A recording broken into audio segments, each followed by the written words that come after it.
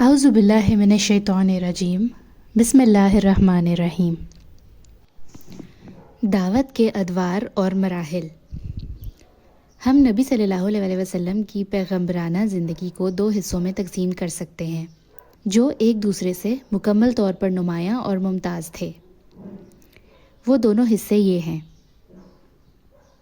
مکی زندگی تقریباً 13 سال، مدنی زندگی 10 سال۔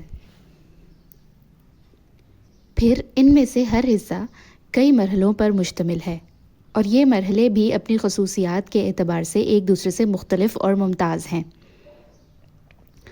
اس کا اندازہ آپ صلی اللہ علیہ وسلم کی پیغمبرانہ زندگی کے دونوں حصوں میں پیش آنے والے مختلف حالات کا گہرائی سے جائزہ لینے کے بعد ہو سکتا ہے۔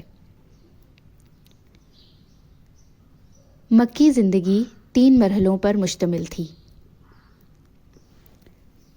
پس پردہ دعوت کا مرحلہ 3 برس، اہل مکہ میں کھلم کھلا دعوت و تبلیغ کا مرحلہ 4 سال نبوت کے آغاز سے 10ویں سال کے آخر تک، مکہ کے باہر اسلام کی دعوت کی مقبولیت اور پھیلاؤ کا مرحلہ